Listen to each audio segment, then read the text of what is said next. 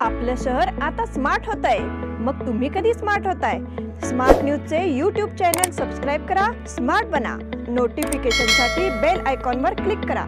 नमस्कार, मैं Omkar Angadi smart plus के आज के समाचार में आपका स्वागत. नजर सबसे पहले आज के सुर्खियों पर. हिजाब के मुद्दे पर चीफ जस्टिस के फैसले का इंतजार.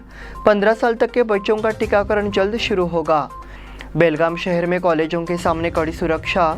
विधायक अभय पाटिल के नेतृत्व में गोवा में तूफानी प्रचार अभियान. लता दीदी के स्मारक के निर्माण को लगा विरोध का ग्रहण. अरुणाचल प्रदेश में हिमस्खलन में 7 जवानों की मौत. रंगोली के सप्तरंगों में खुशियों के दीप चमकाए, आराधना के साथ अपनी दिवाली मनाए. कपड़ों की दुनिया में एक भरोसेमंद और गुणवत्तापूर्ण नाम आराधना. गृहलक्ष्मी की सुंदरता की पहचान है साड़ी. घर की औरत का रुबाब और संस्कृति की देन है साड़ी. इस दिवाली के सुनहरे मौके पे आराधना लेके आए हैं महिलाओं के लिए मनपसंद साड़ीज और रेडीमेड सहित बच्चों के लिए आकर्षक और मनपसंद ड्रेसेस. पुरुषों के लिए जेंट्स वेयर में shirt, T shirts, jeans, formal और भी कई प्रकार के ड्रेसेस. जल्द ही अपनी मनपसंद ड्रेस खरीदे सिर्फ आराधना में. बेलगाम के वस्त्र जगत में बहुत ही बढ़िया है आराधना. नए कपड़े पहन के दीजिए दिवाली की शुभकामना.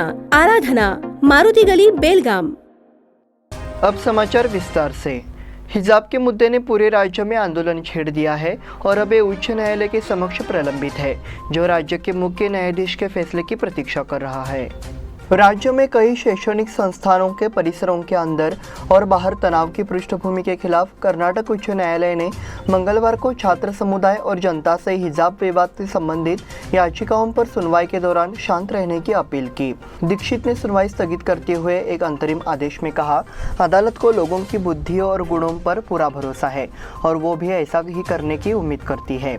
महाधिवक्ता प्रभुलिंग के नवदगी ने कहा कि कई संस्थानों के परिसरों में बहुत तनाव था. हालांकि इस तरह की घटनाओं को रोकना चाहिए था, जबकि अदालत इस तरह के महत्वपूर्ण मामलों में दोनों पक्षों की दलीलें सुन रही थी. अपने बयान के समर्थन में उन्होंने किसान आंदोलन पर सुप्रीम कोर्ट का फैसला पढ़कर सुनाया. 15 साल तक के बच्चों का टीकाकरण जल्द शुरू होगा. देश के विभिन्न हिस्सों में स्कूल फिर से खोल दिए गए हैं. इस मुद्दे पर संसद में कुछ सांसदों ने बच्चों की सुरक्षा को होने वाले खतरों पर चिंता व्यक्त की. केंद्रीय स्वास्थ्य मंत्री मनसुख मांडवी, उन्होंने इस मुद्दे पर संसद में बड़ी जानकारी दी. मांडवी ने कहा कि विशेषज्ञ समूहों की सिफारिशों के आधार पर सरकार 15 साल तक के बच्चों के टीकाकरण पर फैसला करेगी. उन्होंने मंगलवार को राज्यसभा में प्रश्नकाल के दौरान पूरक प्रश्नों का उत्तर देते हुए ये टिप्पणी की. स्वास्थ्य मंत्री मांडवी ने कहा कि सरकार ने ये सुझाव देने के लिए विशेषज्ञों की एक टीम का गठन किया है कि किस आयु वर्ग को पहले कोविड वैक्सीन का टीका लगाया जाना चाहिए. वर्तमान में 15 से 18 वर्ष की आयु के किशोरों का टीकाकरण चल रहा है. इस उम्र में लगभग 67% बच्चों को पहली खुराक दी गई है. मांडवी ने कहा कि 15 साल से कम उम्र के बच्चों को टीका लगाने का निर्णय विशेषज्ञ समूहों की सिफारिशों के आधार पर लिया जाएगा. देश में 97.5% पात्र लाभार्थियों को टीके की पहली खुराक दी गई है और उनमें से 77% को दूसरी खुराक दी गई है. विकसित देशों में 90% से ज़्यादा आबादी को वैक्सीन की पहली खुराक तक नहीं मिली है. मांडवी ने कहा, भारत कोविड संकट से बेहतर तरीके से निपट रहा है. कोरोना महामारी में जान गंवाने वाले 1616 स्वास्थ्य कर्मियों के परिजनों को बीमा दावों के रूप में 808 करोड़ रुपए का भुगतान किया गया है. सरकार कोरोना से मरने वालों का आंकड़ा नहीं छिपा रही है. मांडवी ने कहा कि केंद्र को ये आंकड़े राज्य सरकारों से मिलते हैं. बेलगाम शहर में कॉलेजों के सामने कड़ी सुरक्षा. राज्य में तनावपूर्ण स्थिति को देखते हुए सरकार ने बुधवार से कॉलेजों के लिए 3 दिन की छुट्टी की घोषणा की है. इसलिए छात्र कॉलेजों की ओर रुख नहीं कर रहे हैं. हालांकि राज्य में अन्य जगहों पर शुरू हुए आंदोलन के मद्देनजर अब पुलिस प्रशासन ने कॉलेजों के सामने भारी पुलिस बल तैनात कर दिया है. छात्र महाविद्यालय परिसर में न घूमे, इस संबंध में पुलिस व्यवस्था प्रयास कर रही है. उन्होंने संबंधित कॉलेजों के प्रबंधन से संपर्क कर सुझाव दिए हैं. शहर क्षेत्र के माध्यमिक स्कूल और कॉलेज बुधवार को पूरे दिन बंद रहे. पुलिस ने सैकड़ों प्रदर्शनकारियों को हटाते हुए शुक्रवार को एक रैली की. कॉलेज में घूम रहे कुछ छात्रों को रोका गया. साथ ही ये भी चेतावनी दी कि कदाचार को किसी भी हाल में बर्दाश्त नहीं किया जाएगा. इसलिए संकेत है कि अब 3 दिन तक कॉलेज परिसर सुना रहेगा.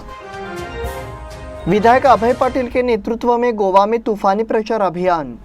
गोवा में स्थिर सरकार और विकास के मुद्दे पर बीजेपी की जीत निश्चित है।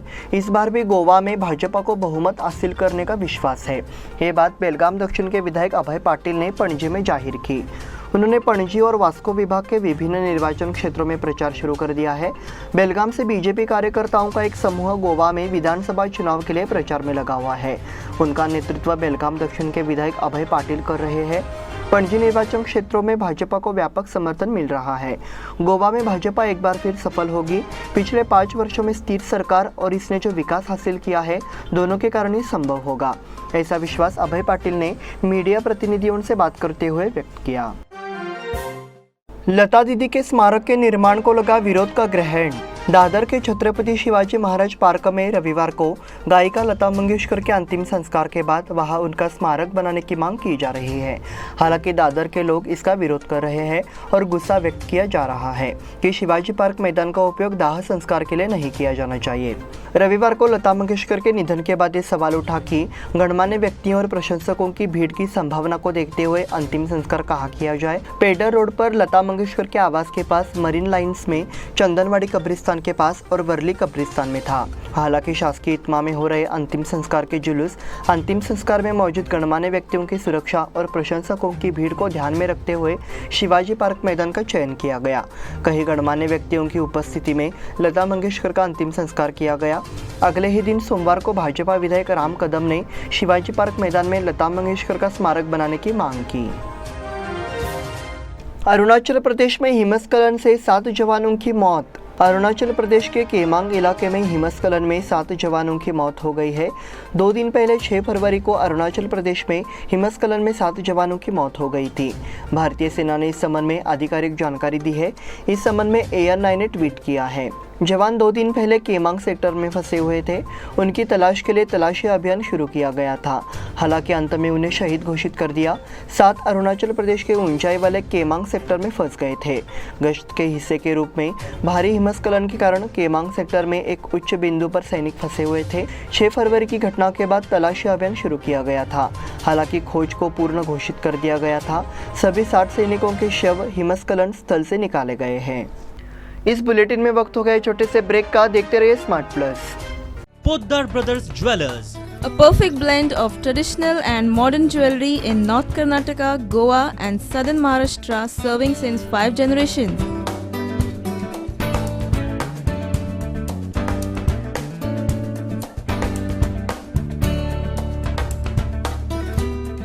exclusive gold, silver and platinum jewelry showroom.